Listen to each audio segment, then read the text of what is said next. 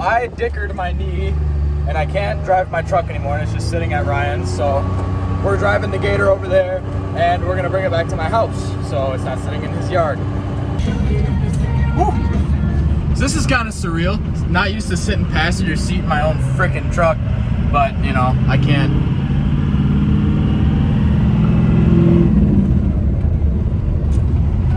drive a manual, so gotta do what you gotta do.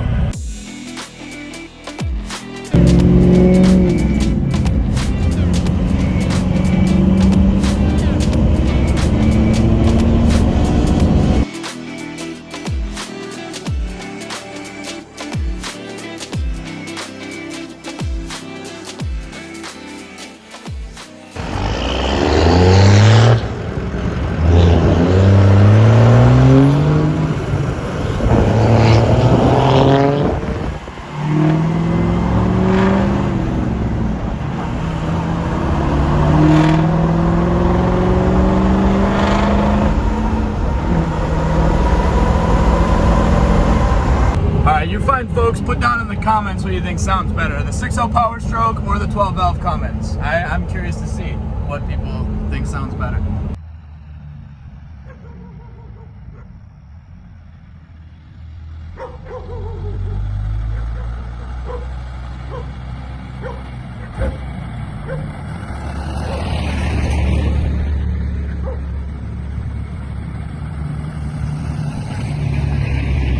Okay, so as you might have guessed, since I got laid up, I'm feeling super useless, and I haven't really gotten to do anything fun in a while. So the next best thing is to wash my freaking truck, because that got dirty and there really isn't much else to do. But I got billet grill inserts. Like I said, the truck is pretty dirty right now, but it looks like Darla from Finding Nemo, just like a typical brace face. But you know, I think it looks pretty good. I like them, and she should clean up real nice. First pull is insane. That runs better than half of my crap around here. Woo! A rare W, a rare win.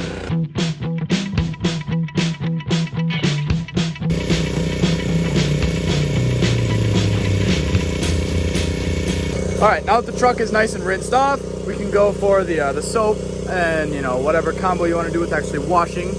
But I have a special formula that works really well on white trucks and, you know, other ones if you're ballsy enough. Here it is. A crusty beach towel. Also, this video is sponsored by Crusty Beach Towel Detailing. Their link is in the bio as well. Yeah, it actually works really well. You just wet a crusty beach towel, and since it's white paint, it literally doesn't like swirl or scratch very easily. So yeah, I've been doing this on my truck for probably the last 2-3 years, and it looks fine. So that's what I use. Don't have to spend any money on any BS, you know, garbage, you know, stuff that guys that take care of their trucks use. You know, you don't have to spend that money. So that's worth it in itself.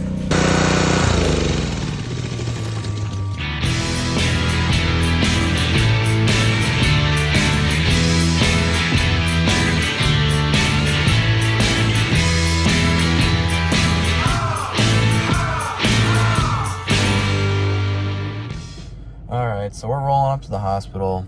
I mean, obviously, as you can guess, my nerves are going. I'm not gonna lie. I've had this exact surgery before, so I'm not super freaking out because I kind of know what goes down here. But I don't know, something about getting knocked out and having your knee ripped apart that, you know, makes a man nervous. Not gonna lie, but don't worry, I'll be okay. And probably one of the next times I see you guys will be post-op when I'm all like woozy or pissed off. So we'll see how that goes.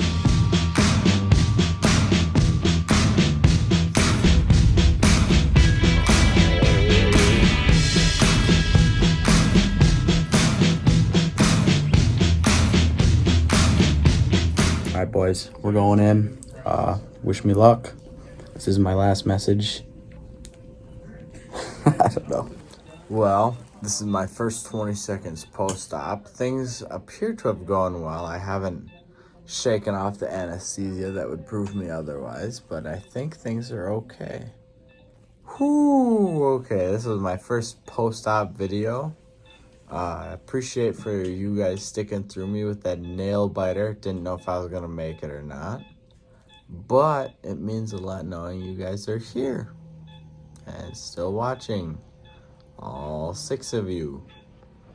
Ladies and gentlemen, I am back and better than ever. Feeling good. They say it was successful. I'm not sure if I believe them yet, but I'm sure we will know in a few days. All right, we're back. Things appear to have gone well at the hospital. We are on our way home right now. And, well, I guess it's time for the next part of the video now. My knee surgery portion is over.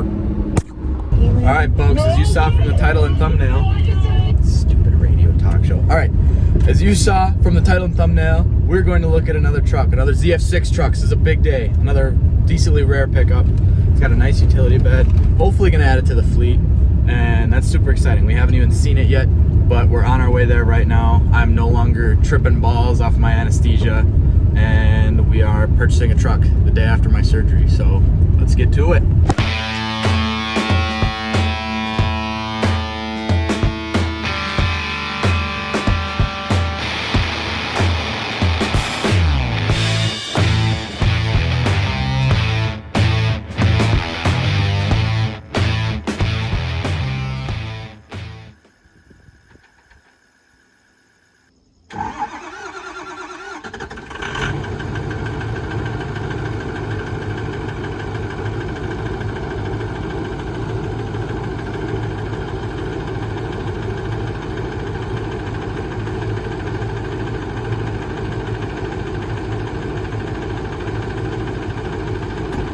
So yeah, there's a slight misfire in the engine, as you can hear. That's just the reason why we're buying it, because it's cheap, because it's got a misfire, and the owner's sick of messing with it. But yeah, it sounds like there's absolutely nothing done to it. I gotta pop the hood and see what's going on, but it sounds like a bone stock ZF660. So this is kind of a rare find.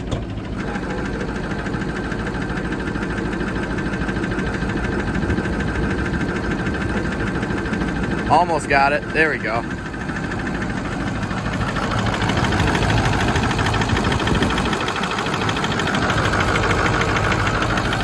So yeah, there's no blow-by. It appears to be pretty well taken care of, both inside and out. I guess it was a fleet truck, so it's a little worn out on the inside, but only 155,000 miles on the unit. So overall, not too bad. Might take it for a little test drive, see how she goes. But yeah. So yeah, here we are. Manual transmission, manual T-case. And I just had surgery yesterday, so we'll see how driving a manual truck goes. It appears to run and drive okay. The cluster doesn't work, so that might have to get messed with a little bit, but other than that, it seems to be in pretty good shape on the inside.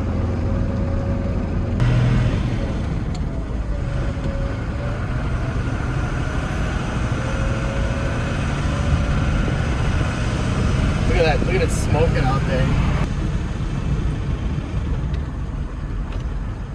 Shift's good. It's just better than mine does, but I guess this has half as many miles on it as mine does. All right, so overall not too bad. Couple discrepancies, but I don't know. Look how nice it is in here. It's just like overall, it's in very good shape for an extended cab, and the fact that it's an extended cab kind of solidifies that I won't keep it because I don't like extended cabs. So that works out all right for both of us. Then we kind of have to sell it.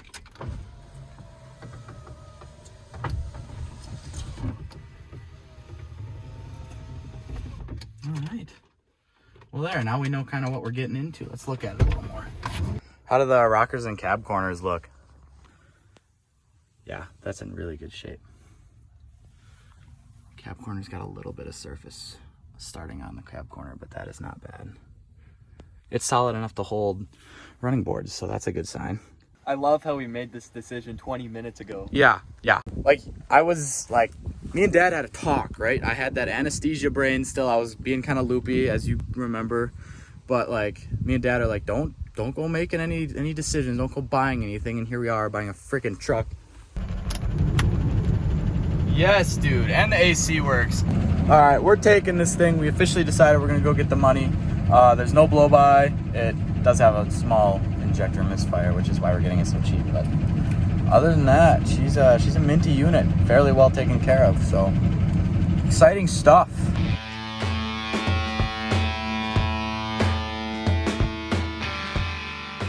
All right, it's official. The truck is ours. We're about to drive it home right now. The cluster doesn't work, so I actually have no idea how fast I'm going. And there's a car tailgating me, so I'm guessing I'm not going fast enough. But there's also a lot of fibs on the road right now that like to go 80, so got to kind of weigh my options. I think I'm going to play it safe and just kind of coast about where I think is 55, 60. But yeah, hopefully we make it home in one piece.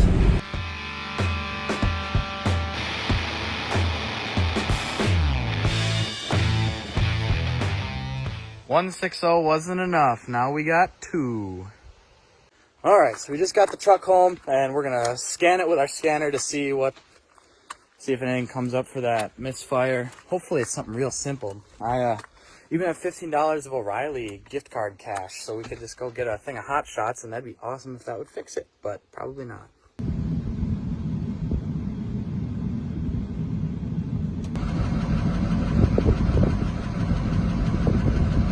So as you can see, it's got a cylinder 8 injector circuit, balance fault, so it might just be stuck open, so we're gonna try something.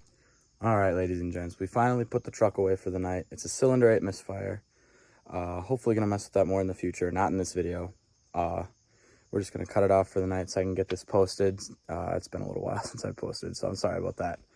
Obviously super excited about this truck. Now I own 2 ZF6 6.0 Powerstrokes, and those are pretty rare around here, so that's kind of cool. Put in the comments what you want to see us do with it. We're gonna try and fix the misfire, obviously. Probably gonna go get some Hot Shots from Walmart to see if the cheap alternative will fix it. And then we will keep you posted on what else happens with that truck in a future video. And obviously, thanks for watching, and we will see you next time.